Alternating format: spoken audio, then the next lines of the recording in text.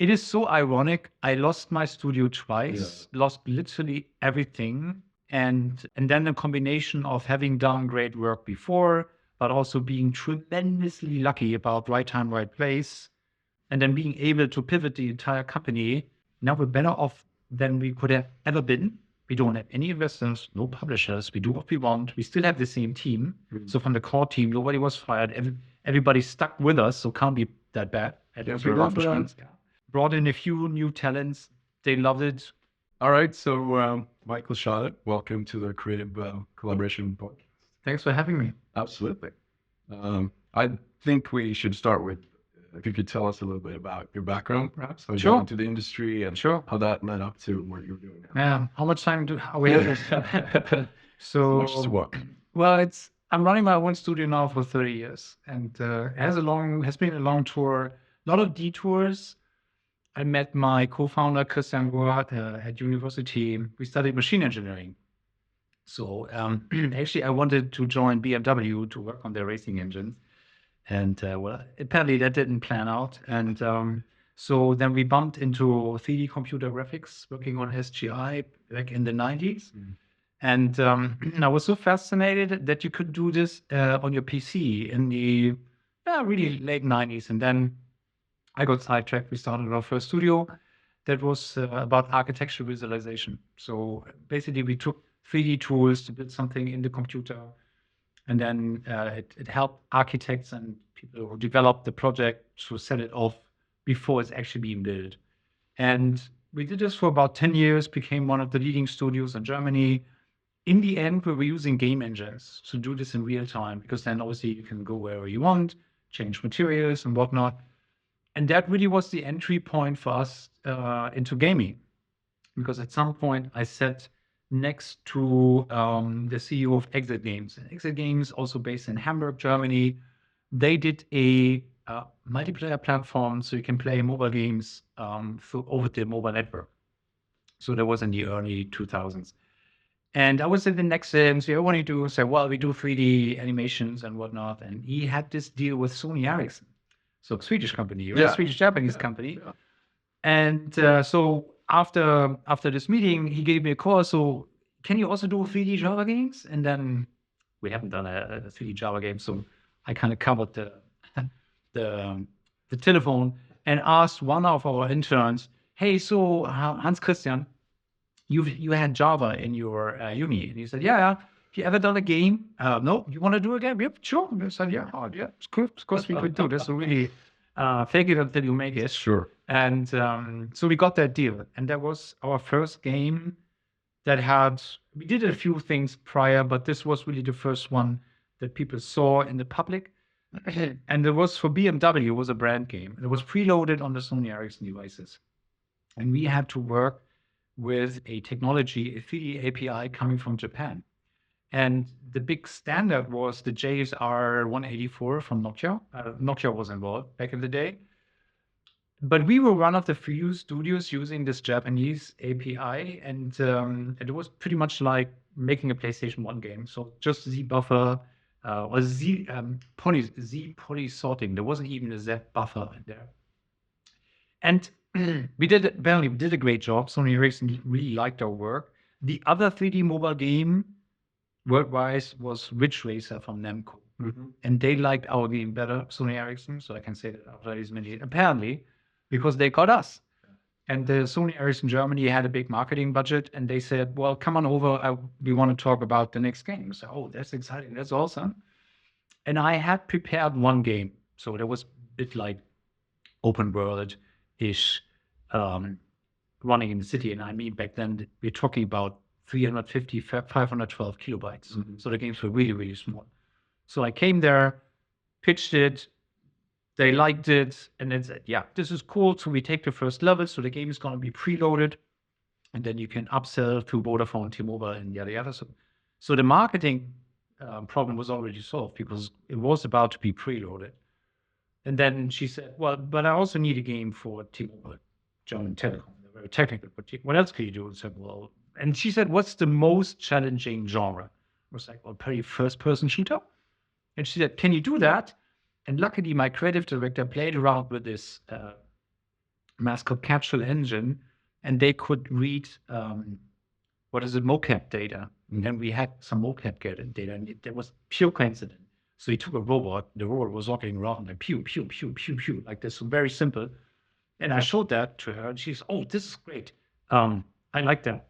But we cannot have blood because it's preloaded. I said, well, then the robot's going to bleed oil. I said, okay, I take it. So that was my second game. And this went on like that. I saw her 5 games. And the other one was, well, you fly around because is there anything else you can do? Because I also need something for Vodafone or O2. And I was like, what is this? So I pitched 5 games and I had only 1 game. So the others I just made out of thin air. And we got that deal. So we made 5 games in 3 months, basically, with this brand new team. And when I came back, my partner said, how was it? And I was like, you don't believe what just happened. It's like, we're not going to do architectural visualization anymore. We're making 3D mobile games because we know from back in the day from the uni, at first it looks pretty crappy. And then within a few years, it looks fantastic. The same is going to happen mobile, but we're talking about billion of devices. So we kind of anticipated the iPhone, but we thought it's going to come from Sony Ericsson or Nokia. Yeah, I think a lot of people thought that. Yeah. So that makes sense. And then in 2008, so we started our first studio, mobile gaming studio. That was Fish Labs Entertainment. And so I wanted to have an animal name in the name of the company because an animal represents something. And since Hamburg, close to the sea, fish. And in German, we call ourselves the guys from the north, fish heads. So then fish made sense. And also fish can be tiny and can be really big and huge, and they move in 3D space. We're making 3D games, hence fish, and then labs for laboratory because everything was so new. And there were no tools, no engines that we could work with. Yeah. So it was like really like in a laboratory, and you uploaded the build to the phone. There were no emulators, and everything crashed. It was really like, would it explode or not? And so that's how Fish Labs came to be. And in 2008, we became the studio with the highest rated game. So basically, Pocket Gamer did a kind of Metacritic for mobile gaming. So we became the best studio in the world. But we almost went bankrupt because when you, back in the day, when you sold your games through a new world operator, they took half. As a small studio, you don't sell directly. There's always somebody in return. They take half, so you only get 25%. Oftentimes, the middlemen went bankrupt or financial issues. So, man, it was tight. It was really tight. And then we got an email from Apple. Hey, we heard about you guys, best studio in the world. We have the iPhone, and we want your games. And I said, that is really nice, but we don't have time. And in hindsight, they told me, you were the only one. You were the only one turning down Apple. Yeah. Like that. And I was like, well, yeah, but we have to support these 200 mobile devices, Vodafone, T-Mobile, our own engine. We would have to port it from Java to iOS. This is never going to work. And then really, it was so tight. And then I lost another deal. We licensed our portfolio to a big publisher in the US. They wanted to launch it on Verizon. Then this publisher got acquired. And the bigger companies say, we're not launching these Fish Labs titles, we're launching our own titles. So, and yeah, young and stupid as we were, we didn't have a cancel condition in there. So I was stuck. I licensed the game out. I didn't get money, and we were screwed. Right? Yeah. So, and I was like, okay, really, money was running out. And then my team ported the engine to C++ on iOS, and one of those 4 games that we launched this year. And this was in December 2008. That game made in 30 days more money on the App Store without being featured than the game did worldwide, sold through 200 carriers a whole year. We were like, wow. Well, then my official announcement in January 2009 was like, we're done doing games for Vodafone and T-Mobile, and the head of Vodafone really hated that. Oh yeah. He said, you shouldn't have said that. And it was like, well, you don't want to bite the hand that you feed. So, well, are you feeding us properly? So I mean, it was a kind of funny conversation, and this is not more than 10 years ago. So we can say this both with a laugh, because then we came out at the better end because Apple loved our games so much. And then we took most of our games that really won ton of awards on Java phones. And Galaxy Fire was really the thing that stuck. So there was like Elite Dangerous, Freelancer on mobile. And Apple really liked it and was promoted on the App Store. And back then, premium games still worked. So, and we were the last studio that got a global preload deal with Nokia Engage. Mm. So we took Galaxy Fire, was preloaded on some 30, 40 million Symbian phones. It was on the App Store. So if you were into space combat games on mobile, Galaxy Fire was the thing. And then we did Galaxy Fire 2. This was a bit more open space. And then I still recall that must have been 2011-ish. EA put their entire mobile games portfolio out for 99 cents a piece. And it was like, oh, the writing's on the wall. It's a race to the bottom. And then free-to-play, the new business model, arrived on the mobile platform. And then within 6 months, the top grossing charge changed from its predominantly premium games to free-to-play. And like, this is going to last another 6 months, and then it's free-to-play only. Mm-hmm. And Galaxy Fire was $10. So one of the very few games that really sold. And then I told my core team, so we have to embrace free-to-play. They hated it.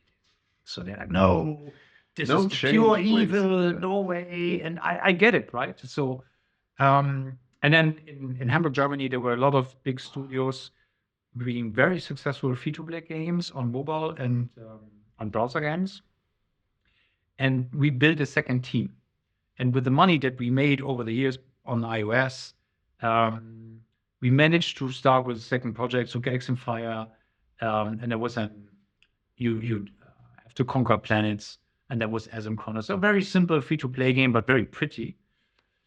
And but it wasn't enough. We were 86 people. We burned through our cash. I couldn't land another funding round. And then in summer 2013, we had to file for insolvency. It was not pretty. I thought I can turn around the ship. So then I was traveling the world trying to sell the studio and find a new VC. And I still remember like it was yesterday. So I met with the very, very big publishers back in the day, and mobile games publishers.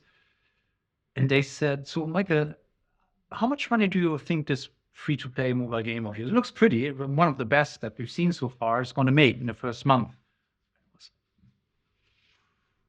Actually, they said, well, do you think it's going to make that's how it was. Do you think it's going to make $500,000 a day? I was like, dude, I'm happy if it makes $500,000 a month. What are we talking? Mm. It's like, we're not interested. That's it. Discussion is over. You can leave now. I was like, okay. Jesus, yeah, and pretty much all these meetings went like this. And I also recall one of the very biggest and said, how much money can people spend? So we took Galaxy Fire 2, gave away the base game for free, and then we had 2 expansions and some, if you want to do fast travel, there was some consumable that you could buy. So those were the only free-to-play kind of monetization schemes that we had in there. And they said, how much money can you spend on the first day? And I was like, maybe $300, $200. So if it's not 10 grand, we're not talking. We're done here. Yeah. So this was my experience. So it ended up Corp Media bidding for the assets. We couldn't land a deal with them. It was a long story. So kind of for us, it was a hostile takeover. So we got kicked out of our own studio. I remember that. Yeah. So we were talked then. So yeah. So we were left with Christian and I. We left with nothing. So we built one of the best studios in the world over 10 years. Great relationships with Apple, Nokia, all the big OEMs. Literally with nothing. But I had one more round that hasn't been fired yet. And it was like talking to a console publisher who approached us. Hey, we really like Galaxy Fire. We would like this for the new console generation. But I couldn't close that deal soon enough. And then, so the news got worse and worse and worse and worse. So I told him about the insolvency. He's like, yeah, well, it happens, gaming. Right? As long as the team is there and the IP and the engine, we don't care that much. So my last call was like, hey, it's us. So it's Christian and me. That's it. I don't have a team. The IP is gone. I don't have the engine. I don't have any money. I don't even have computers. We're dead.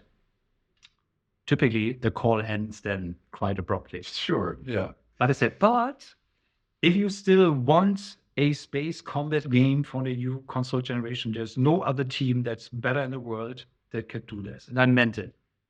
And they said, okay, if I get this deal, I can go back to my core team, like, so it were 80, but 8 really built Galaxy on Fire. I get them back because they don't know. They don't want to do free-to-play mobile games. They would be super excited about premium console games. Actually, this is what we always wanted. So mobile was a vehicle for us because nobody had a background in gaming. Not a single person in the company. That was the starting point of Fish Labs. And he said, yeah, we think about it. So then we had another call and then said, yeah, actually, we do this, but there are 2 conditions. A, since this is a new IP and we pay for everything, we own everything, okay, apart from the company, but that's not great of value. I said, okay, fair point. But also we can pull the plug every month. So Christian and I had to go full all in on this, getting back into the game with really this axe swing above our head every month, every milestone, every delivery. Yeah. But we pulled through. So it took me 3 months to close the deal. Then I brought my core team back. Went very, very tiny studio, literally a garage. So funny because we didn't have an office space. You cannot rent an office space if you don't know if you last the next month. No, there are no one. So it was literally a garage. And so while we were working with this new publisher, and then we also had to work with Unreal Engine. So this was when we dropped, obviously, our engine because we lost the code. So we were forced to work with Unreal Engine 4. And then the team made great progress. And Christian, my crazy partner, is also very handyman, refurbished a rundown place. You visited us then, 750 square meters in Hamburg. A nice loft, but it was it was horrible. Anyways, so he did this in 3 months. And then we moved over. We had a proper studio. We went on for 9 months. The publisher really liked what we were doing. We were partnering with another studio, taking care of the multiplayer part. And then, they said, we really like this. And we're going now in full production, wrap up to 30 people for another 2 years. Biggest deal I ever landed. We're like, yes, that's it. No more pre-production. No more like, we don't know if they going to shoot us. So they signed the deal at 5 p.m. 9 p.m., I got a call. We had a change of heart. Put the plug. Tomorrow is your last payment. Fucking hell.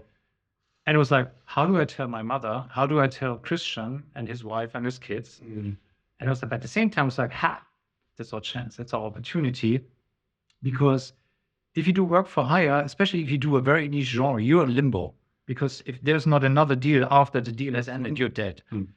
So I was trying to sell this title to any publisher. Nobody picked it up. In hindsight, obviously, because if the old publisher still wants money back, but doesn't say how much, the new publisher doesn't say how much they would want to pay the old publisher. We just want to survive. There's no deal. So I couldn't sell it. And they were like, well, okay, we're really running out of money because through the production, we made some money. We made some profits on this. So we had a runway of 6 months. For 3 months, I was trying to sell this and come up with something else other than a space game, because people said space game, they don't sell. And I'm like, but No Man's Sky, Star Citizen, yeah, outliers. No, not space games. So I said, okay. And then we had 3 months left. And so basically we reskinned the game and did the Kickstarter. That became Everspace in 2015 in August. If that would have failed, it would have been the end. We couldn't have paid the salary in September, but it didn't fail. We raised €500,000. Yeah. €500,000. And we're like, we're not dead. We're back in the game. And then I got a call from Microsoft. We really like what you're doing there. Can we meet at Gamescom?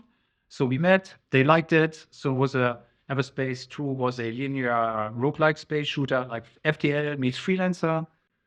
They really liked it. I gotta say, the ID at Xbox team, they were very knowledgeable about roguelikes, actually more than I was. So I didn't shine in that meeting. In terms of game design, I have to ask my game designer. I don't know how the mechanics are. What's the difference between a roguelike and a roguelite? But they liked it. We closed the deal. And then we shipped Everspace 2 in early access and game preview in 2017. No, 2016. And it's the first time I met Phil Spencer. It was also a funny one.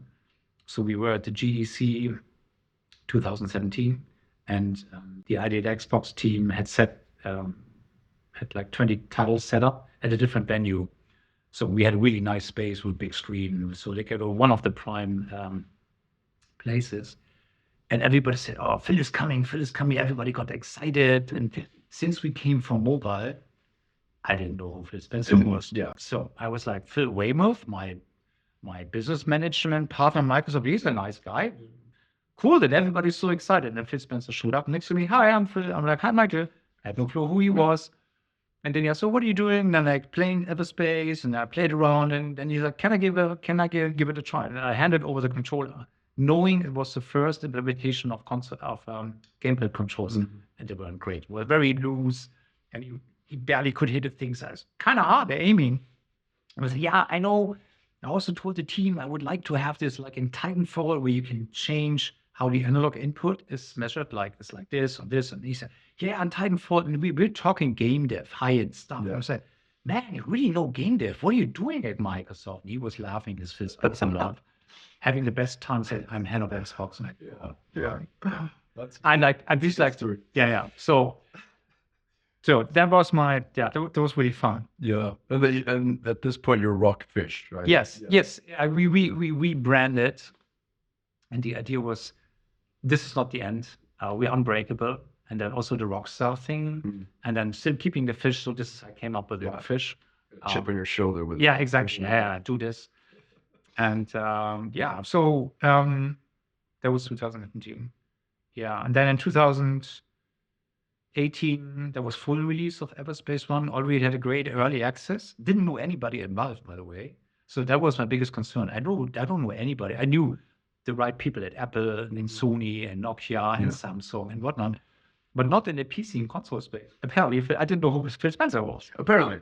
Yeah.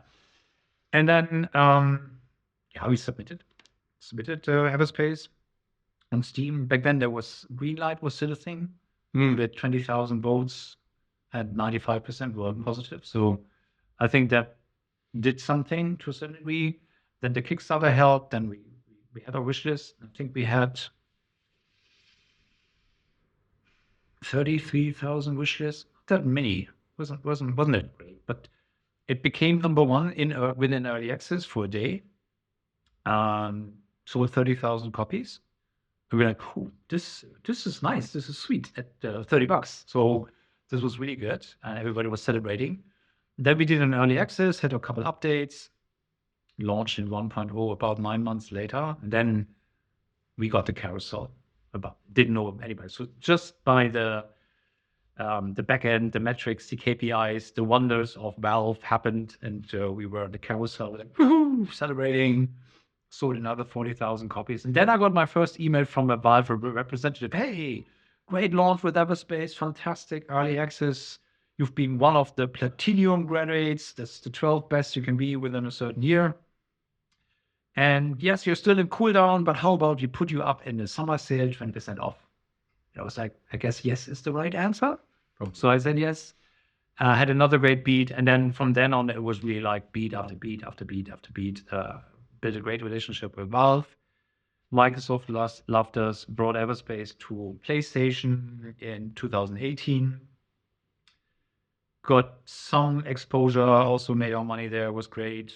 Brought the game to Google Stadia, Amazon Luna. So we pretty much all the platforms. Then Switch did an expansion, had the base game and the expansion on Switch that did 7-digit revenue for us. So great. So we really worked our way up. And then we said, well, Everspace 1 was a compromise because Galaxy Fire was open world, and Everspace 1, because we went to PC, console. So we made this better do a linear roguelike and make it really high-end than a not so good open world space comic. But now, just give you an idea, I'm pretty transparent about this. So Everspace 1 was a €5 million project. So we did okay, a little bit more than okay. And then everyone said, but now it's open world, huh? Space combat. And Chris Roberts was still doing his thing. By the way, he promoted us during our Kickstarter. All right. So Chris Roberts noticed us because we had an animated GIF on Imager, where you fly with your spaceship and you sliced the asteroid and the particles were flowing, and it was on page 1. And then, hey, you saw that. And then he actually, would you mind if I write a newsletter to all my backers? And I was like, I think that's kind of okay. Yeah. They need something to do while they wait for my stuff. Absolutely fantastic. So Chris delivered. And then an email went out to all his backers in a very nice way. Hey, the more space games, the merrier. Obviously, we had a different approach. We're not a simulation. We really liked it. And then we had an armada of 2,000 Star Citizen backers came over. Hey, Chris Roberts sent me here. The more space games, the merrier. Here's my contribution. And I think we made 100K simply because of this. So from the 500K, the Kickstarter, 100K. Thanks, Chris Roberts. And all your backers, still love you guys. That was awesome. And then we said, well, then now we can try if we can make this open world-ish. And that's what we did with Everspace 2. So we locked ourselves in, kept quiet for 1.5 years, worked on this prototype. And then we sent it in for Gamescom Opening Night Live with Jeff Keighley. And he liked it very much. And we were on this big show. That was our announcement. More than 20 million people saw that. Nice. And then we had a Kickstarter lined up 4 weeks later. Yeah, we had a demo. We had a playable version at Gamescom. Then we went to PAX West, Tokyo Game Show. It was a hell of a 4 weeks because it was back-to-back events, right? Even Comic-Con. And they went really well. And then what we noticed, even in the first Everspace, we have these alpha access. So you get access before the early access. You pay 10 euros extra. And if you want to have even before that, another 10 euros. And we had a few streamers pick that. And one of them was Carnage. And Carnage, 1 million followers on Twitch, one of the biggest ones. So if you place your game, you're on the front page. He backed Everspace and he played it. And he was planned a casual afternoon stream, and he got so addicted, he played it for an entire week. And he called it on stream, this is his sleeper hit. This is incredible. It was very hard to put it down. Yeah. So we were like, hey, thanks, Cole. This is awesome. And whenever he streamed and all the other streams. So I went in chat and said, hey, the devs are here. Thanks for streaming. And I always use Michael_RFG, not Headshot 69 or something. So that people know, it's the head of the studio, or at least somebody from the studio. And then one of his moderators said, hey, the dev is in chat. And then say, hey, Michael, thanks for coming. And say, shoot me any question. And then did a live, an impromptu, ask me anything. And he really liked that. His community really liked that. I sent him keys for raffles. So, hey, Michael, hands up. And then the chat was glowing and all that stuff. And after the stream ended, I said, hey, cool, that's awesome. Really love this. How about in the expansion, we take your logo and make the coalition a sub-faction in space in the expansion. I have to drink a little bit. Voice is getting dry. It's Gamescom, after all. German beer. I'm not done yet. We're halfway through. Yeah. So, but it's so funny if you go through this in your memory, you kind of relive the moment. I'm having a good time. Yeah. Okay. We have other questions later. Yeah. Okay. But let's use the momentum. And once I'm done, we cover we do part 2. Yeah. Okay. We do part 2. Yeah. So we implemented the coalition and painted the ships and whatnot. And then he also streamed the expansion, and he loved it very much. So in Everspace 2, he liked the project, the whole experience. He actually backed Everspace 2 with 2,000 euro to have his own space station in the game. Usually you pay someone like him to play your game, but he was so excited. He really loved it. He loved the demo. He played the demo, the Everspace 2 demo, for 2 hours. Was on a Twitch front page. It really helped our Kickstarter, so everything was timed properly. And then I upgraded his tier. I said, dude, this is like so we make you a main character in the story. Or no, a side character in the story. So much higher tier. And then we did that, had some voice lines with him. He liked it. And then we've been lucky again. We hit his by coincidence, the release days was his 10-year anniversary on Twitch. So his busiest stream ever. So you want to play Everspace 2? I couldn't believe my luck. Right. So and it was a stream where you could donate for St. Jude Hospital where they cure child cancer. And then obviously it was all about the sponsorship, and we sponsored, and everybody sponsored, and you could barely play the game. Being we said, well, I feel really sorry. Tomorrow I play your game again. Next day, he played Everspace 2. This is incredible. Turned out he played Everspace 2 for 54 hours, beat the campaign. He loved it.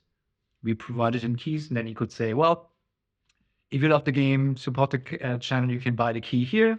There's a certain tool to set this up. And so he also made some money on this. So, okay.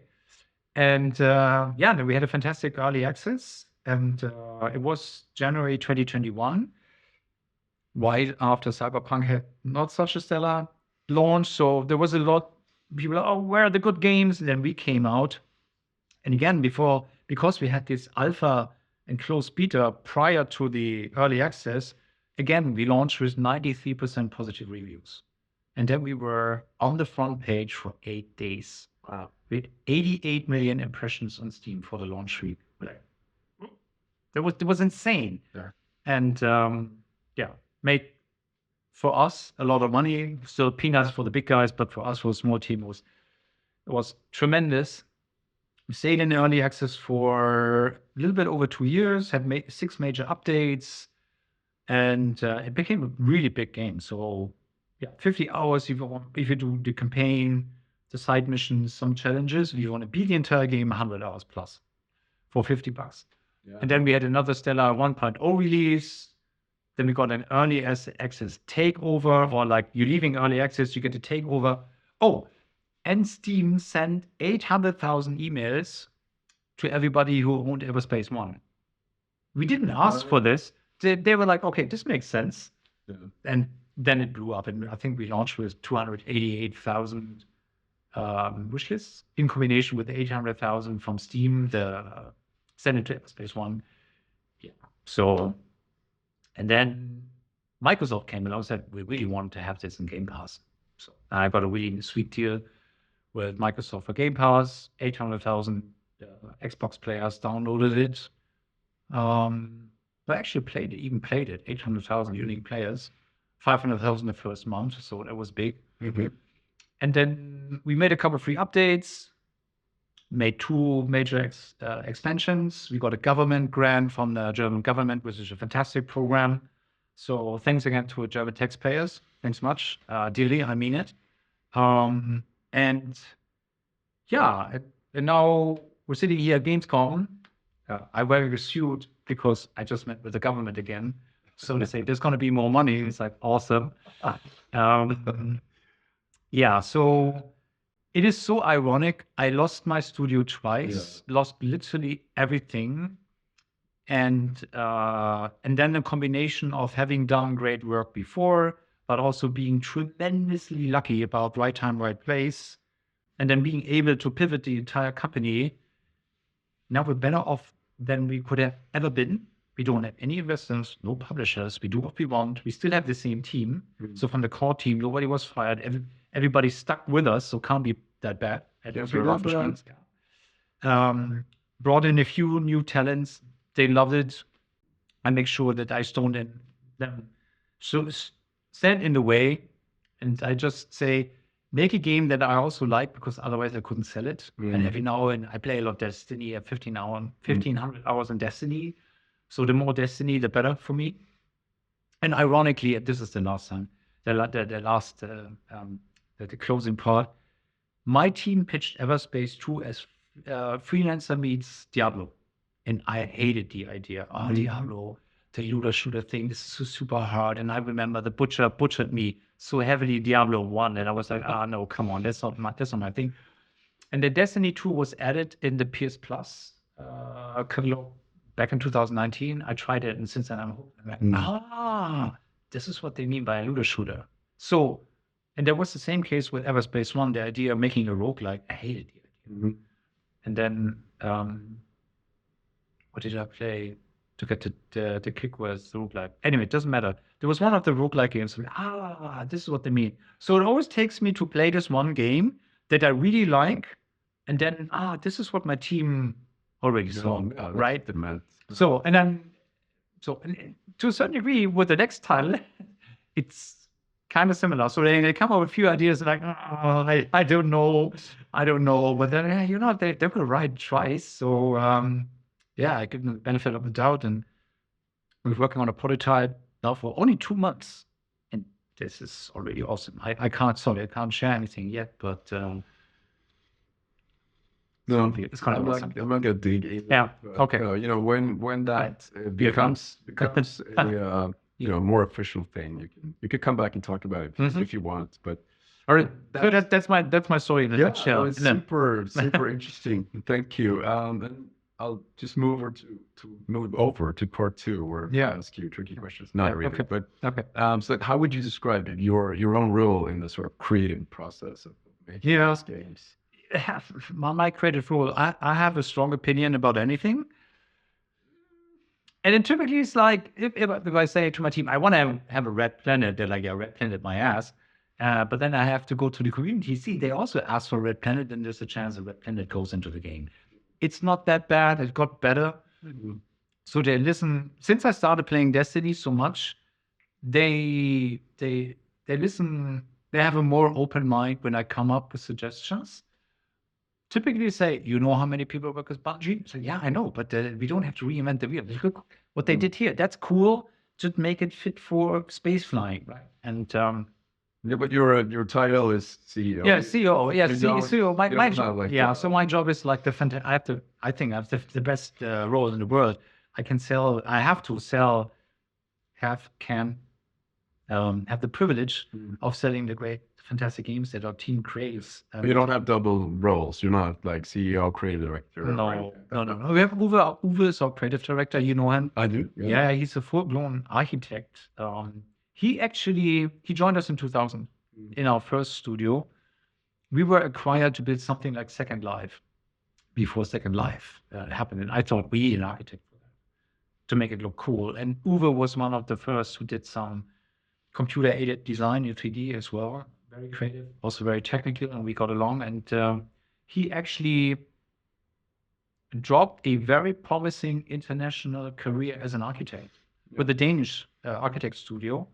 And he won tons of awards of being a great architect. So no, I'm sticking with this crazy fella and his team and making video games. Yeah. And he's still around. And every now and then, do you forget this? And he said, no, it's actually, I have more freedom. And as an architect, he says, often you come up with ideas and they never turn out to become reality. And yes, we're not making reality, but the stuff that he comes up with and then brings it to the team, then they, at least on your screen, they become virtual reality. Mm-hmm. But in terms of creative input, where does the idea start? Is it like for a game like Everspace? It comes from the team. It really comes from the team. And then we debate a lot. Yeah. It comes from the team. So we're very bottom up. And as I said, I trust my team. Every now and then I have to fight for stuff that I think, that I like a lot and that will help me to be very passionate about our products. But also my job as a CEO, I have to kind of predict what's going to be in 5 years from now. Mm-hmm. Ideally, even in 10 years from now, because we develop a game for 5 years. And not only you need to have a game that's going to be relevant and on point in 5 years, it also ideally has the potential to have life for another 5 years. Because it's so hard to establish something new, and it's getting harder and harder and harder.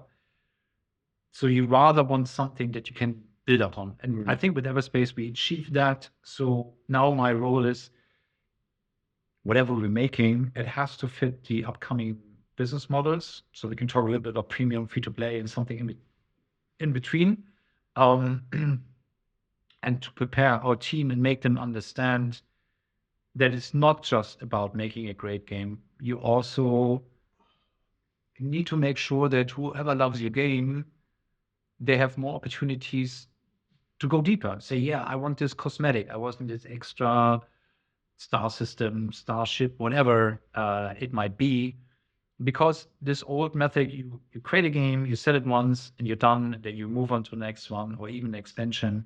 Yeah, it brought us so far, but the industry is changing, and the writing is on the wall. If you create a game these days and you don't have a good post-launch strategy, it can still work, but you'd be much better off if you create something that has legs for ideally decades. Right? So to answer a long-winded answer, that's right. So yes, it's creative, but my role is more. I need to be the strategic thinking, and I have to sell it to the team. So the team has sell the kind of game they want to make to me, and I fully understand. If they're not excited about the game, it's not going to be a great game. So I would never force our team to make something that they hate. And this is why back then in Fish Labs, I built a second team, but it didn't work because we didn't have the funds, and we were trying to make both things. We kind of tried to play it safe, and then often you fail because you're not really committed to one. We should have migrated from premium mobile games to PC right away, but I didn't have the guts to do it. No, Einstein is 2020. Yeah. So I can totally see in hindsight where I went wrong. Thank God I did, because if we had done, I'm pretty sure we wouldn't have made this turnaround. It wouldn't be the right time. The Kickstarter was so essential, really addressing this core demographics. There's one fantastic talk by Simon Sinek called The Law of Diffusion and Innovation. Highly recommend that. And this is not about games, but it explains, which is pretty much for any product, it's the case. You have your innovators, your early adopters, you have the early majority, the late majority, and the laggards. And the innovators are typically 1% to 2% that would match the Kickstarters. Then you have the early, so they don't care about the price. This is why people on Kickstarter pay $10,000 to help design the boss in Everspace too. We had that one. And then you have early adopters. That is, it's proven, it works. That's your early access. That's about 3 to 10% of your audience. Then you have the early majority, people buy on 1.0. And let's say first sale, 20%, 30% off. That's about 35%. Then you have your late majority, deeper discounts, 50, 70% and onwards. That's also around about 35%. And then I didn't make up the math. And then you have still laggers taking subscription and we 99 cents. That means that also your marketing has to adapt where your product is within the life cycle. So you have a different message at the beginning. It's about, hey, be part of the journey, help us make the best game possible. No, we're not making necessarily the game that you want. It's a different thing. We are in control of where the ship goes, but we want your early feedback. And you only want this from people who paid for it. You don't want this from people who just play a demo, because they're less invested, literally, and oftentimes they don't read what you want, and then they come up, wow, I have my own idea, and this is what I want. And really, it's like having people who pay, because then they're serious. Yeah, they're committed. They truly have skin in the game. Exactly. And then they get a reward, show off with the backer skin and whatnot. Yeah. You're self-publishing, right? Yeah. So essentially, like my guests or whatever I would try is that you're that's the sort of role you're filling in a way, right? I used to be a one-man publishing, PR, marketing, ad performance machine. So we had 4 heads. Yeah, no, a lot of the conversations we've had with other guests is like essentially I ask how early commercial voices should be let into the discussion, like the creative discussion. But there are many different answers to that. But it's like, as you were saying, we're building this, but do we really know that's going to be like, and especially as you said, like in 5 years from now, which is also an important role in the creative process, though not like a traditional creative, like an artist or designer. Yeah. Well, some say as early as possible. I slightly disagree, because if your first impression is not a good impression, then people are like, nah. So, and we had this with this one animated GIF, this spaceship slicing with a laser. And then it went like, what? I think this had like 24 million on image. Like, whoa. Yeah. And then you're like, maybe we're onto something. And then you get the feedback, what's this game? And then you enter the title. And of course, the platform changed. You cannot do this anymore. Well, not to this degree. So as early as possible. But the first image that potential fans see has to be outstanding. At least there has to be something. It could also be a mechanic or something. It's a great physics, and the graphics are just blockouts. But the physics are, especially a tear down thing, right? The boxer stuff when it was new. Now it's probably like, okay, another boxing game. And that's probably the hardest part, to find this thing and predict what sticks and what's cool. And once you found it, then you also need to be able to execute really fast, because then the iron is hot and you better come up with bang, bang, the next one, the next beat. And we're talking weeks, if not months. If it takes you another year or two, then the community went on. There's something else. And to be fair, we had this huge install base of Galaxy and Fire fans. So a couple 10 million people played that game around the world. So when Everspace 2, we flipped the switch from $10 to the base game is for free. It was an 800 megabyte game. It was number 1 on the App Store worldwide. So you can imagine, you only can download it at home. So this is even why people in China and this Everspace, they see Everspace. This looks like Galaxy and Fire. Like, guess what? It's the same team. No kidding. Love this. And I played this when I was young. So funny enough, we have quite a few Russians, because Sony Ericsson was big in the day in Russia. And since they commute so much, they played mobile games. And then Galaxy and Fire was the thing. And also we had a deal with a mobile operator that charged for data. The game was for free, and we got a revenue share of the data. Since the game was big, so that was a good deal for us. A lot of people downloaded, and they loved the game. And they also knew the bigger the file, most likely, the better the game is. And there was the case with Galaxy Fire, and it was my childhood, and then I bought it on every platform. So if you create something that people are very, very excited, you find them that as a repeated customer, they want to own their favorite game or one of their favorite games on several platforms. Yeah, Skyrim, Yeah. So remakes. We're not at a point that we make remakes of Everspace 1 and 2. That's probably not going to happen. We'd rather make the next one. What about when you come back to your team as, let's say with your publishing hat on, whatever we should call it, like what's the process like, or the reception, where you're like, this thing we're working on, and I've done my analysis, and I think we need to change something. What does that usually look like? If you understand. Yeah, no. I'm trying. I go through our discussion with the team. So maybe to explain how we work, maybe that's more insightful. So when the pandemic hit, we sent everybody home right away. Even before it was mandatory. Like, this is too risky. Everybody home. I work from home, and it took us 24 hours to have everything in the cloud. My CFO was super feeling, they're not working. And he didn't say that, but he gave it all away. So of course, it wasn't the case at all. It was quite the opposite. So we handed over the responsibility. Hey guys, we trust you. Here's all the data, and we have to make it happen. We have to ship at this point. We moved the release date a bit. So when this all ended and everybody was back to the office, we said, so how would you prefer it? Would you prefer 2 days office, 3 days at home, or 1 or 4, 4 or 1? And then basically we had so different answers. We're like, you know what? However you like it. So we didn't set up any rules. Everything's like 10 a.m. in the morning. You show up on Slack. Hello. That's it. That's all we want, so that we can reach you. And then whatever is good for you. But to make sure that we still have the social connection, we require everybody to be in the office once a month. We make a big barbecue in the morning. People departments show what they've been working on for the last.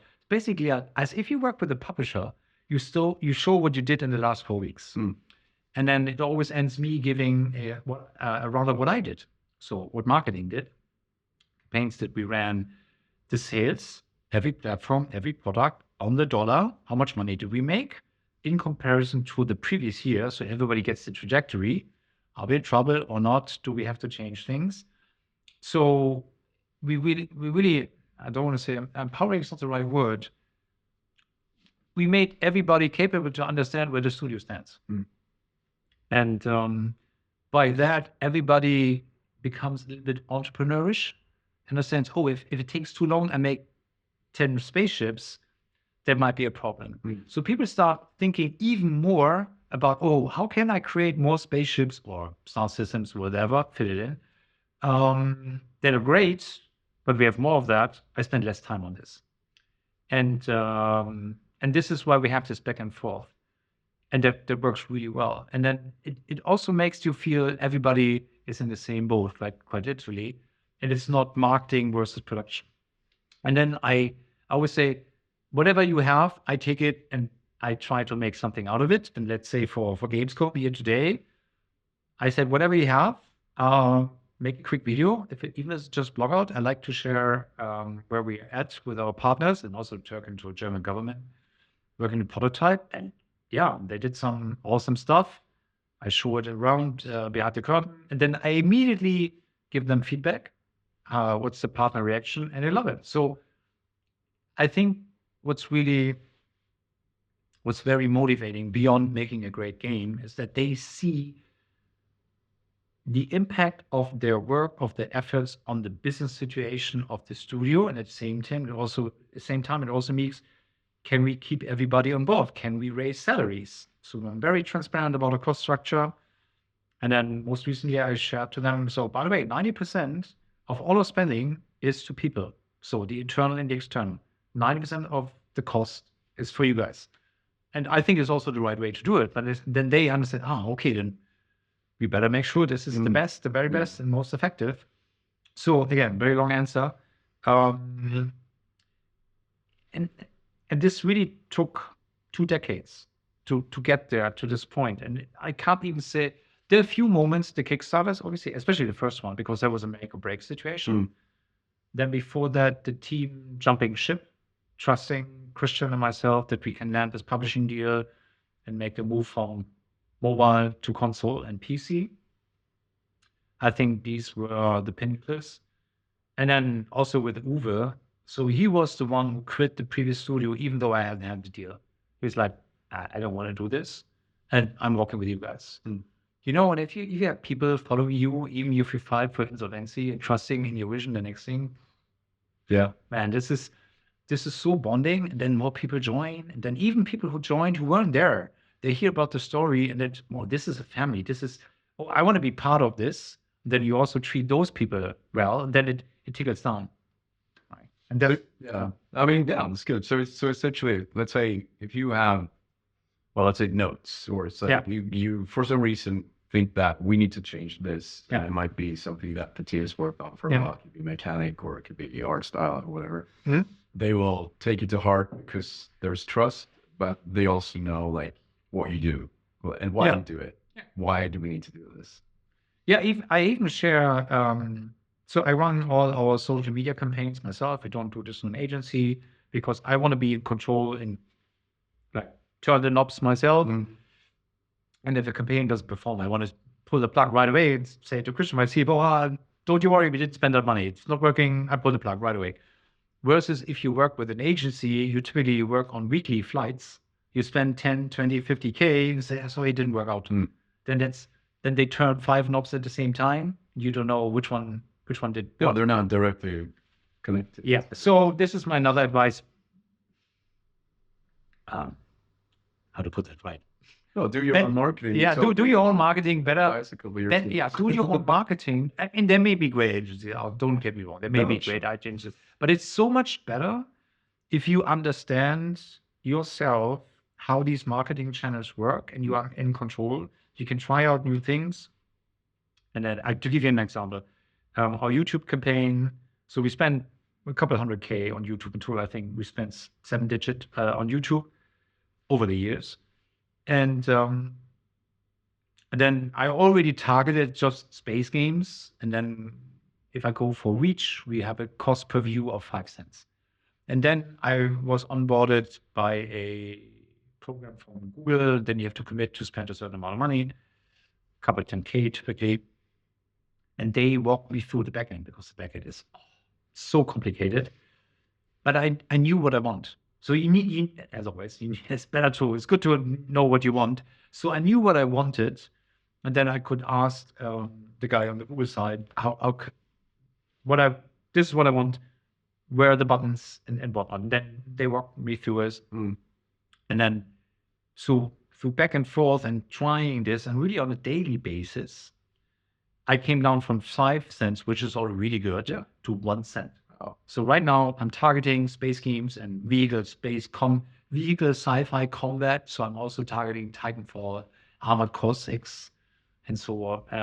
And I have 1 cent per view on average, but even in North America.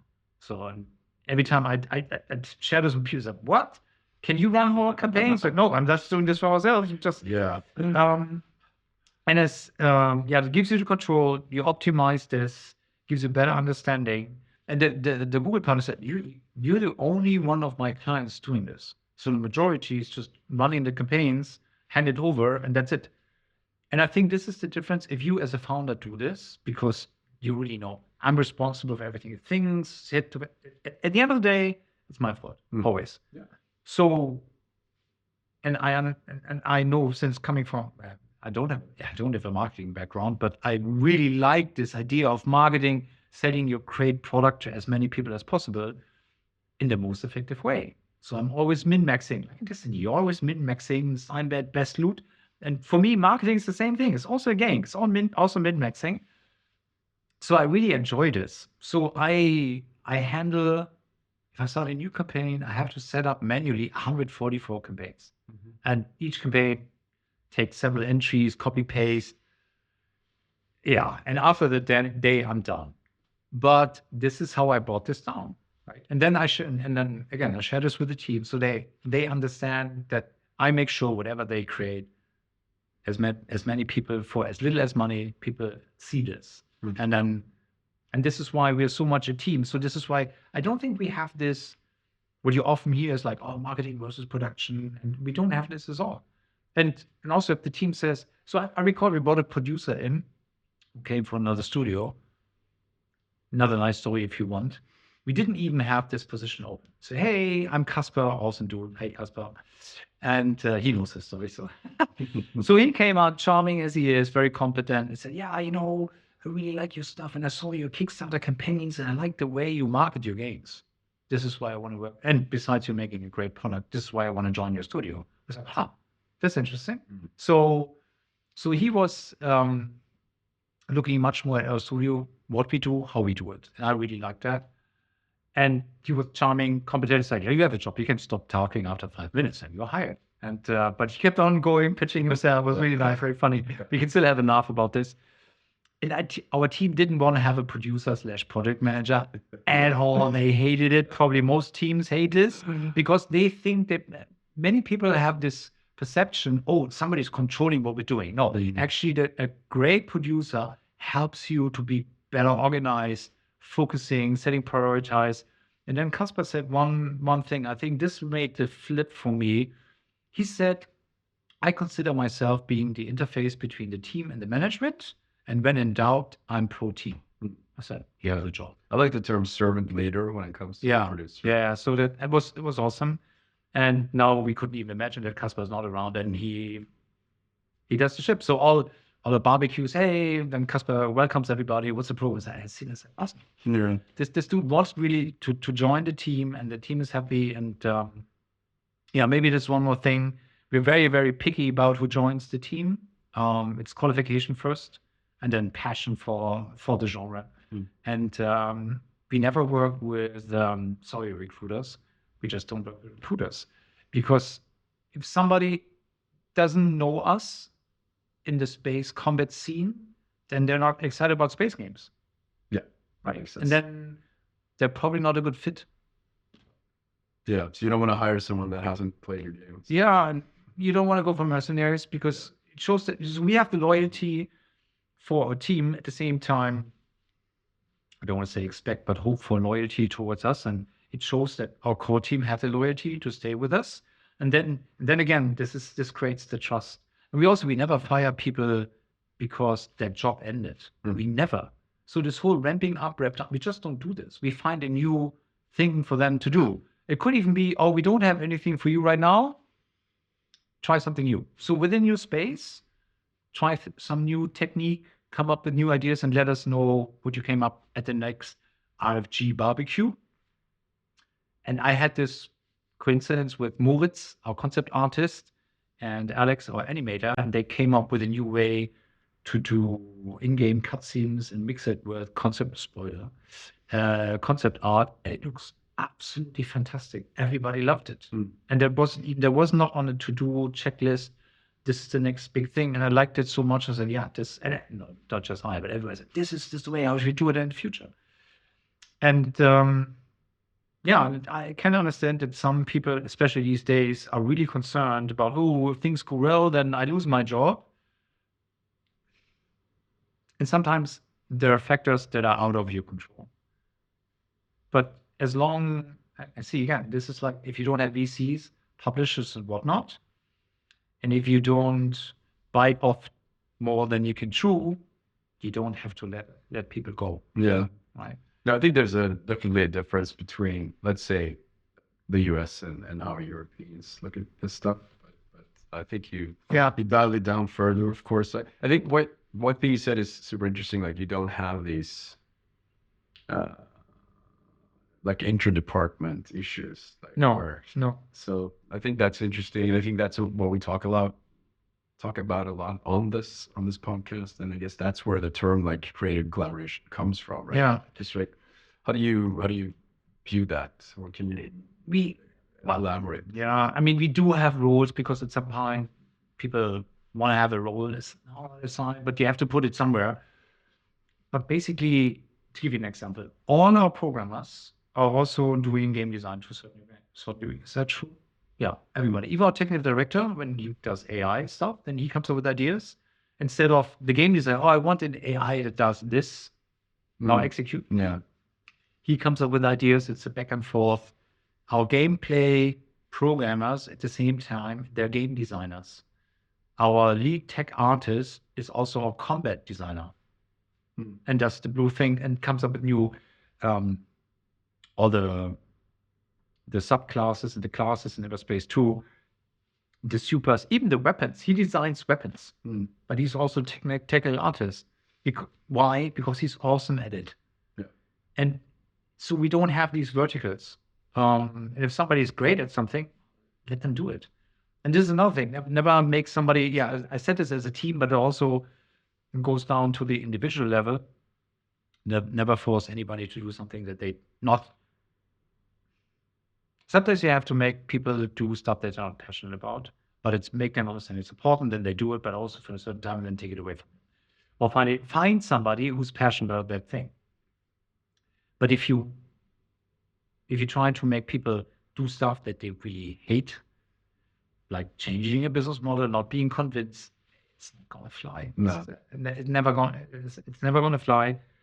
And so this is why we shuffle around. So if somebody says, well, I want to do this and I like this, I think this is cool, then try it out, right? And sometimes you're like, oh, this is really, really great. Or Alex, who joined us fairly recently, he's really good at making trailers, but he's more passionate about making sequences, in-game sequences. So you have a different trailer person.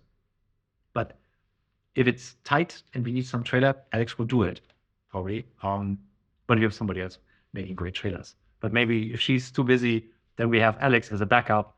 But now it turns out, because it's so close, that the two are working together and making even better trailers. Yeah. Lexi, who does our trailers, she's super excited about the trailers, and Alex is great and excited about the sequences. But now they're talking to each other. How can we make a cooler trailer? And then Lexi, I would need this sequence on. Alex, oh, this is awesome. How about I make this and you put it into the trailer? I'm like, okay. And then sometimes it feels like I sit there and watch and like, look at this magic. And again, this is a very long answer to your question about creative processes. It's like some of it just have the energy flow and see how it goes. Yeah. I mean, I feel sounds, I guess I was going to ask you like what your definition of creative collaboration is. But I think your previous answers are that's kind of description. Yeah, absolutely. And obviously, or I guess part of this is because you're a small team. If you were 200, it might be a bit different. And that's also one of the good parts. Yeah, I'm not saying, oh, this is how AAA should do it. I completely understand. This is a completely different beast. And I have so much respect for any AAA studio being able to work with hundreds, sometimes more than 1,000 people. How are you doing this? Yet I also know we wouldn't be great at this. So Christian and I, we ran studios with close to 100. And you know what? We failed for a variety of reasons. But one of them was we weren't able to set up the structure, mixing of maybe we didn't hire the right, no, we probably didn't hire the right people. But I would also say maybe we didn't really like it. We always wanted to keep it family style. And this also puts a natural cap on how much we would grow, because if you're mildly successful or a little bit more than that, then people, you should grow the business. And well, then Christian and I were like, yeah, you know what? We're kind of fine. It's okay. I don't need a private helicopter or whatnot. And as long as we can make our next great game, pay a fair salary, so we pay slightly above average. If things go great, we can pay a bonus. But we're still profitable enough that at some point, Christian and my retirement is safe, and then we can hand over the studio. We're not there yet. Still have some time. So a few months back, I said, I have one more game in me. Yeah, but now things are so well, so maybe true. I don't know. Maybe true. And so that will be another 10 years. Let's see about that. All right. So it sounds to me like Rockfish is a pretty gel team where, people trust each other. There seems to be a lot of overlap in roles and stuff like that. But what do you think in terms of strong individual creativity of direction versus team alignment on, ideas? In our case, if we're not aligned, if you don't have a vision that every buys into, it's not going to fly. So I understand that certain studios or some studios work with like a very creative lead, and I have this all in my hand. This is the way it's supposed to be. And I think they're great examples, especially in the AAA space. But for us, team alignment is crucial. And we debate passionately about features. And sometimes, if you fly on the wall, it's like they don't shy away to voice their opinion and fighting for the best idea. And sometimes it feels like who has the most stamina wins. And that's the point where I think that shouldn't be the winning factor. So we still should find the best idea. Then again, I'm not in these detailed meetings. But what we also changed over the time to get me more involved at an earlier stage is for the next title, the team works in sprints of 2 to 4 weeks. And then they give me an update where we stand. And then I can contribute my opinion. And it has been heard more than before. So there's definitely an improvement. I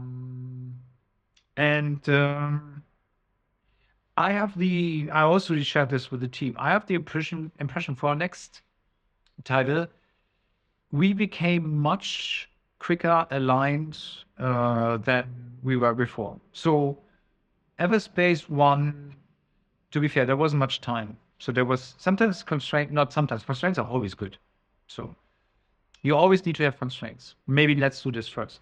If you have all the time, all the budget, you never ship, because we have unlimited time and unlimited budget. So you need to have certain constraints. I think this also, you want to ship, but also that means you come up with creative ideas of certain things you want to accomplish within the game. And then you have to be innovative. And I want this, but I don't have the time, the budget. Maybe there's a different way to do this. If you had the time, you would probably go to the expensive way doing it. So that is one. With Everspace 2, since we were financially in a much more stable position, not on the brink of being bankrupt again, there was more back and forth. How open world should Everspace 2 be?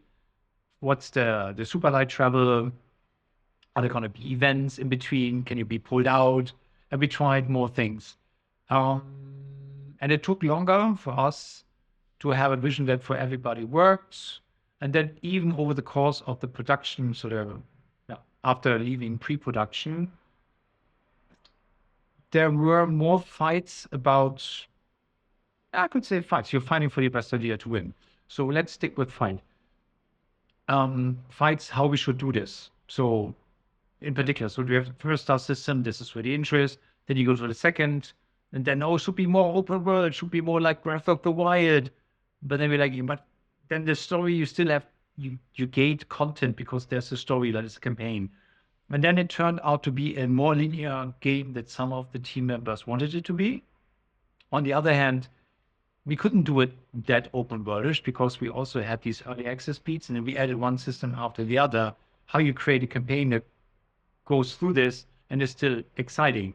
So we kind of had to do it this way. And then we also promised it. You create your roadmap. So that created some friction. But marketing wise, I also had to come up with a roadmap because we really wanted to know what's coming next. And it's a talking point, especially for press. We always want to write about future things, not about stuff that just came out today, right? So, yeah. And now with the next game, and we only spent a few weeks on it, to be honest, because we just delivered the second expansion, and then we did the patch. So you can imagine it's like only 2 months in prototyping. Somehow we managed to have the discussion much earlier and taking the learnings of Everspace 2 and what are the weak points? What are the strengths? Should we double down on strengths? Should we fix our weak points, or a combination of that? Obviously, it's always kind of a combination. And yeah, there was some back and forth because there's also some strategic decisions to be made, especially in connection with the business models, how to make money within the game. Still going to be a premium game. Don't you worry. Yes, and there was a big, as I said, there was a big some back and forth. And sometimes in this process, it needs time. So you can have a discussion. You lock yourself in for a weekend, have a workshop, right? And then you come, this is what we should do. Maybe not. Maybe after a few weeks' time, you said you saw another games, the market goes a certain way. You need to be able to reassess what you thought is right and question that. Question your greatest idea. Is this still the right thing that we should do? Is still everybody excited? And is this a game that's gonna make us successful? Because at the end of the day, you need to be successful. Otherwise, you don't make games anymore, right? Sure. And since we speak from experience, yeah, that became an important part. And yes, of course, it changed, but it feels like we had way less friction about that. We also talked about respect and culture in the studio as well. Before, that was very German, very grumpy, being very straight. And I think we made great progress on this, improved this a lot. And sometimes it's like, if you've been working together for more than 20 years, you just shoot it out, right? If you think something, maybe it's not always the right tone, right words. And then sometimes the new people are like, what's going on here?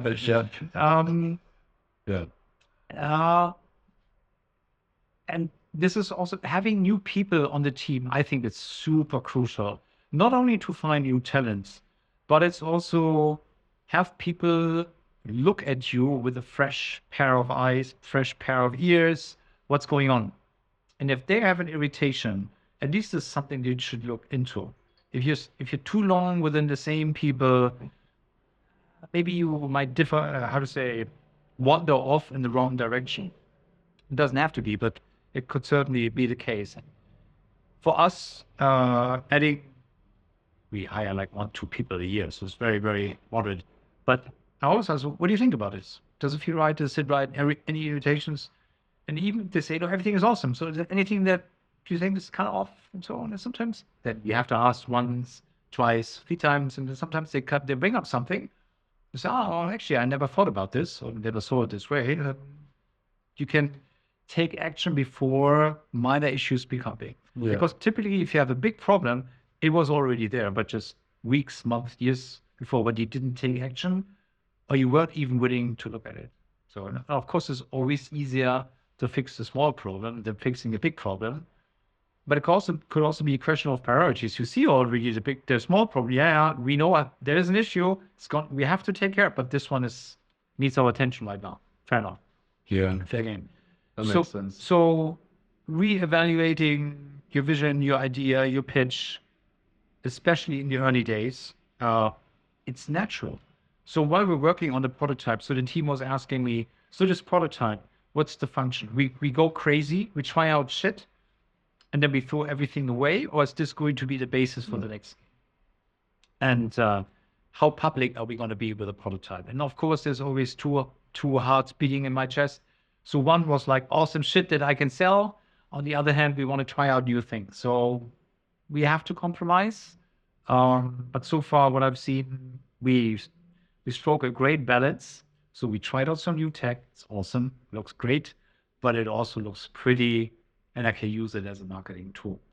And then when I come back from the show, the team will ask me, so how was it? Now I'll give them the daily report, of course. And then we will reassess how we are going to change these couple of months for prototyping. Are we shifting the goalposts? We certainly will do this.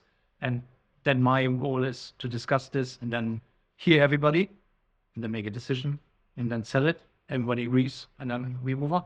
Okay. So speaking of like getting a new fresh advice, set of eyes from a newer employee, that means you're pretty inclusive to the people starting and just letting them in. Absolutely. Yeah. So great example. Joseph, for instance, is one of our tech engineers who was super passionate, he still is. And every time we hit a roadblock, a technical, and our CEO, she was like, oh, that's going to be a pain to fix it. It's like, throw it over. I want to do this. And there were even things we're like, that's almost not fixable. I think that there was an issue with customizing controls on gamepads. Yeah, we didn't have that. We didn't have customizable controls on gamepad on console, because that's really a pain in the back with the certification. Then Joseph was like, give it to me. I can do this. Took him a while. So it was an investment of a few months, and he fixed it. And we required some UI changes, and even our UI senior game designer, he has been there since 2003. So really one of the core team, and Tees wasn't so excited about, and he has a lot of concerns, and he had good reasons not to do it. But then Joseph gave it a try, and then he convinced Tees to take action and change the UI and whatnot. And then we have it now a couple of months back. We implemented it, and it was awesome. So this is, sometimes if you have the experience, like, I've been there, I've seen it before, it's not worth it, it's going to take ages. And then sometimes it takes a fresh approach, different angle, say, no, I can't wait, give it a shot. Yeah. And there's something else that I cannot talk about right now. Spoiler, teasing. So something in particular that our team didn't want to even try. And then I said, well, then I find somebody who's willing to do that. And it's a pure coincidence. It's another great story if you want. So I was on a judge for the prototype funding in Hamburg for junior teams. And there was one team in particular, just two awesome guys from Hamburg. And they pitched something. The tech was awesome. The game design, the graphics. And I was like, that's not going to go anywhere. So they didn't get the Hamburg prototype funding, but they got the funding for the tech. And then, pure coincidence, I went to Tokyo Game Show. After the show, I went to this fantastic museum, Dream Lab, something. And when I came out there, I said, hey, Michael, what are you doing here? In German, right? In Tokyo. It was like, stalkers? What's going on? We have some German beer. Talking to beer. It's warm, but it's still German beer. So I joined my German beer. We had a sip. And then I invited the guys for dinner, and so we had a chat. It's like, hey guys, I have a question for you guys. Every time I come up with this certain feature, my team's like, not touching this. This is no way, too hard. And then and they said, well, actually, if you do it this and this and this way, it's not that hard. And I was like, how do you know? You never should take it. No, but this is the way you would do it. And then I came up with even more specific problems that I heard from my team, and they said, yeah, this actually this doesn't apply. I know, really talking about beating around the bush, but sorry, can't. My PR manager would kill me right now. No. So, but it's still interesting. So I came up with these problems. They said, this is not applicable to your title. This is how you would do it. This is not as bad as you think. And then, long story short, I told them, so what's with your project? Funds are running out. So how about I give you a test? 8 weeks or 3 weeks? 3 months. 3 months. We pay you 3 months and you give this a try. Try some new tech that was also available at the time. And they gave it a shot. And guess what? It was awesome. And everybody was like, oh, holy cow. Yeah. This is actually way better than we thought. Not only is it not as bad as they thought, the result was way better. And then everyone, okay, this is cool. And then it turned into, so I didn't take it away from them. I just found somebody who was passionate about trying it out. Sure. They did it. Then the team said, oh, actually, we can do this. And then now everybody's excited about still a lot of work. So the complaints that they had or the concerns, they're still valid. But now they're excited about it, and now they're working on it. So yeah, it hurts here and there, but you can already see the result. And we're like, dude, that's awesome. That's the next big thing. Yeah. So what about the opposite? Like, what advice would you give to someone that's like trying to get into a studio, like mindset wise, or in the context that we're talking about, collaborating with other people? You mean as a developer? Yeah. So artist, developer, programmer. Yeah, as I said, you definitely, it helps a lot if you're really passionate about the specific genre that studios are specializing in. So the broader the portfolio of games a service studio works on, the bigger the chances that you find something. Yes. And the harder it will be, in our case, if you're passionate about space combat games, very hard to join us. So if you haven't found your specialty yet, then I would look for a bigger studio that has more titles going on. So the less times they have, the better you need to be at that specific genre. Then ideally, if you have done something in this space already, that helps tremendously, because we will run a test anyways. Pretty much any professional studio runs a test to see how good you are at something. And it just increases your chances that you even give the test, because the test also takes time away from our team. And typically, to give you an idea, when we had the art station blast on art station for Everspace 2, and we put in 3D artists, technical artists, VFX artists, we received 10,000 applications. Oh, yes, 9,700. And we answered every single one of them. So Casper said, I want to answer every time. So, okay, I pay for this, but okay, so yeah, okay. So we looked at it. Casper looked at every single application, and he had some help from my marketing team, because at some point he was like, guys, I cannot fight this storm anymore. And then it boils down to, in our case, a handful. And then you send it to the departments, to level designers, the lead artists. And then 2 people got a chance, Jonas and Tom, and they made it. And they're now with us. And they were with us because they had great references in sci-fi already. And you could tell in terms of their workflow, what they know already, there is something. Still at the beginning, they fall into a lot of pitfalls and make a lot of beginner and rookie mistakes, but how should they know? They never should the game. So the first months are very painful for these juniors, because no, this is wrong, again. And our senior artists like, oh, I have to do this again, and teach them. But then it takes this curve. And once they reach a certain point, this is what we reached right now. So Jonas, at our last RFG barbecue, showed a new way how he did details of a spaceship in a very clever way in Blender. I was sharing too much here, but I found this so cool, because it was, nobody asked him to do that. He came up with the, so that wouldn't it be cool if, and we are right now in prototype, we have this time for letting people play around with it. Wouldn't it be cool if? But it's also a gamble, because if you invest 4 weeks of your time and it's not cool, it's some reputation lost there, right? And so it was great. It showed he was willing to take responsibility.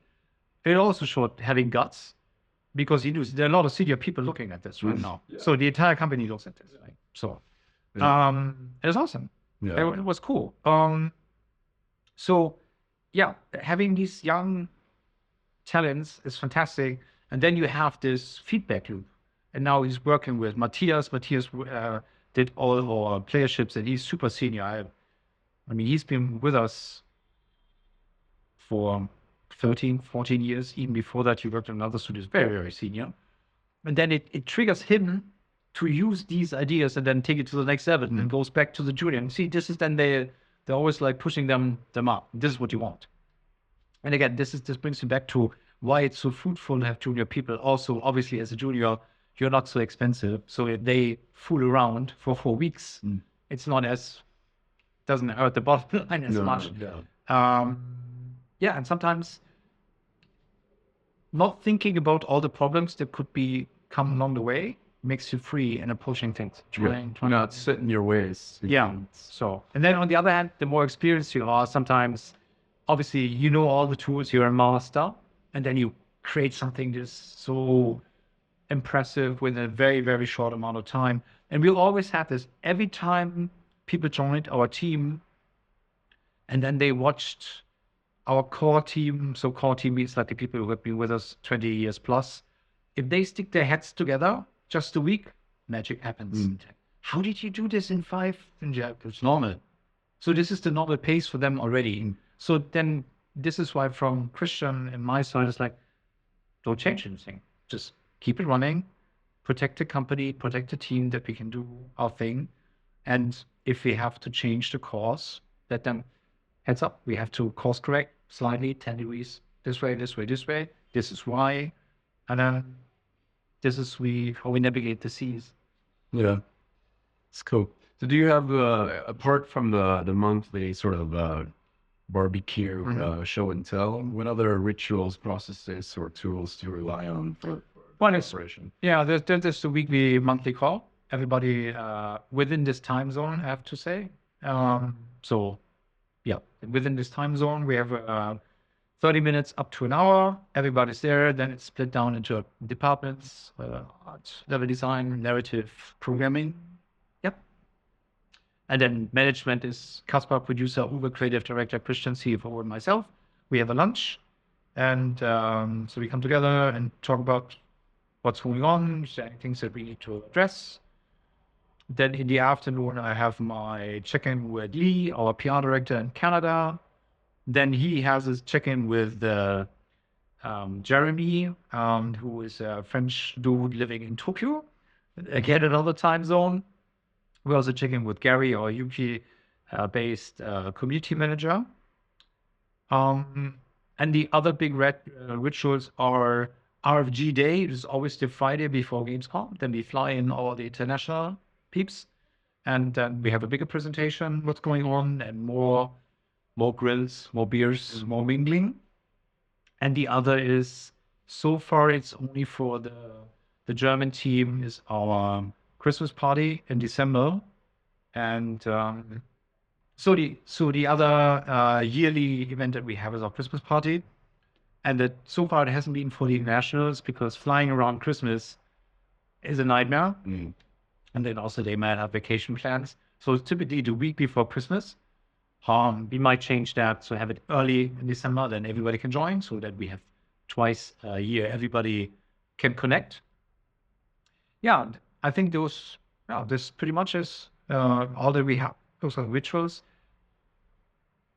It also changed for the creative team though, that they meet every Tuesday at the studio, because especially when you don't have a production plan in the beginning, because pre-production is trying out things, then there's more need for brainstorming sessions, look at each other's screen, see how is it going, discussing things. But it's also a summer thing in Hamburg. The summer, the weather is nice, winter not so much. So right now it's summer, so more people at the office.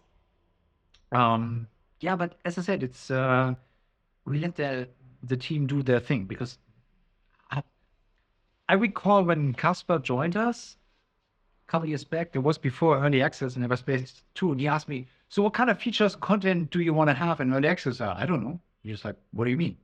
I'm not making the game. You're making, you and the team makes it. Let me know what options can you offer me, and then I can pick one. He said, that's kind of refreshing and new. And they said, well, we probably have 2-star systems. Okay, that's cool. But I'm not sure how many ship classes we have. Then let me guarantee I have one ship class. I can prepare the marketing for it, and then we can always add more. And then he felt so comfortable building the roadmap with the team. And when we reached the point that some ship class wasn't ready, he said, no, and then I cut it. I said, it's the next. I said, okay. For later. Yeah, exactly. And again, it brings me back to this trust thing. So you're not going to be fired because the ship class is ready. Because I know you didn't do this intentionally. You didn't delay it. It's just not ready. Then don't ship it. If it's not great, don't ship it. Then ship the part that's great. Maybe share in the blog. Oh, by the way, we have the ship class, but see, it's broken. Sometimes even sharing broken things can be cool because the community appreciates that you're so transparent. So, oh, obviously it's not ready yet. Well, it looks cool. This is promising. So next update. Yeah. Huh? So the openness stretches also to the community. Oh yeah, absolutely. So this is one of the big things that we did with Everspace 2. From the announcement on, every Friday for 2 hours we streamed the latest build.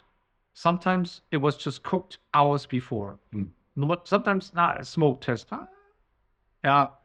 Okay, let's put it. Probably always did a smoke test. But of course, it crashes sometimes on the street. And you know what? People love this because it's authentic. They see this is right from the devs' hot kitchen. Yeah. And then every now and then you create content that was saved for a later beat. And then because the save games didn't work, and then it shows up and like, oh, I didn't want to show this, but now you saw it already. And that makes people come back being authentic. And then at some point we turned it to play, and it was like outraging and said, no, and then, oh, my thing's not there, show it. Yeah, haha. But at the beginning, it was really some accidents. And then it became almost a tradition. And then every another streamer, it was just awesome taking this to the max and like, oopsie daisy reveals. Yeah, what's going to break this time? Yeah, exactly. And yeah, so it was cool. So yeah, for a long time, we did every Friday, 2 hours. I was in chat answering all the questions. And again, this builds trust with your super fans, and this carries over to the forums. So if somebody's complaining, is being unreasonable, then you have your super fans. Yeah, some say they're white knighting, but obviously you delivered the information. Said, no, you can look this up. Here's the stream. Here's the link. Here's the timestamp. You're wrong. They showed it. So, and source your damage control. So, yeah, exactly. Yeah. So they really helps a lot. Okay, so can you tell me like a tough lesson that you learned over all these years? One of those many, and it's specifically related to like the creative collaboration. I think one of the toughest calls was before our last update in early access. We looked into enemy scaling.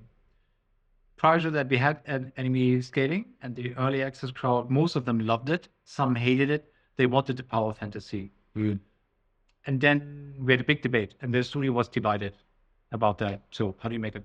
And then our team came up with an idea. So we keep the levels consistent as long as you're within 1-star system. If you move to the next one, there was inclination with a story point. Then there's a radio call. Oh, the units in the previous star system upgraded. If you're going to come back, it's going to be harder. So we made kind of the lore. And I think then we had both worlds. But of course, all of a sudden, the people, you're waking sleeping dogs. Because people were happy with level scaling. There was, no, you're doing this all the way. How could you? It was perfect. Now you ruined the game. In the end, we made the right call because there were so many people complaining and missing the power fantasy. Yeah, that was a tough one. Another tough one was VR. In the first one, we had VR, and there was 2015. Everything was about VR. It was a very painful implementation. Every time we migrated to another Unreal Engine, it broke, so we had to do it again. Then now VR dude left, and the VR community is very hard to please because not all, but the ones who are vocal expect that you do the full VR implementation. Oh, why you're not supporting the VR controllers? And dude, there are not enough buttons on these. If you have heavy button met gamepads, impossible. You have to do it. If you say it's VR, it gotta be VR. Thumbs down. Well, okay, thanks for that. So we were trying, and then you get too many of these experiences, and then you get worried about should we add VR in Everspace 2? We said maybe, we don't know yet. And then we got flagged for that. Oh, you're promising. No, we didn't promise. And you made us hope for that. We said we were transparent. And it actually ended up in like me saying, you know what, the bridges are burned, we're done here. There's no chance we're not doing it. Because it's, no matter what we do, we're going to lose anyways. And our team doesn't want to deal with this. Because it's, you don't hear, oh, thumbs up for trying. No. So it feels really the hardcore VR community, they're the biggest own enemy. Because instead of appreciating and buying, also like, no VR, no buy. That's the wrong approach. Buy it, leave a review. I would buy another copy or gift it if it had a VR. This is the way that would make us consider VR. But no buy VR and hating on us, trying something, investing our money into a platform that's brand new. That's not our business. Our business is not making VR big. Maybe support it if there's a business opportunity. So I do understand that fans don't see the entire business behind this, but that's our reality. So, and yeah, that was painful. And I would say in hindsight, I spent too much explaining ourselves. I should just visit. No, it's not. We're not doing it. That's it. Yeah. Yeah. Well, personally, have you ever had to kill a darling based on, team inputs or something else? Did we kill a feature? No, we had too many features. We should have killed features. And then we didn't have the time to do them, to execute on them properly, like the faction system. So during Everspace 2 early access, we wanted to try out many things, but didn't realize if we take it out, it's probably going to be a problem. And then we had racing in there, and then we had the faction system, and we didn't have the time to really flesh it out as a proper feature. And then we said, but we still have to invest a little bit more to make it half decent. But do you really want to have half decent features? Yeah. And in Everspace 1, we took away a feature. There was the possibility at the beginning you have a space probe that tells you where the good stuff, the good resources are, because it's the FTL mechanic. Then that big ship jumps in and haunts you to make you move on.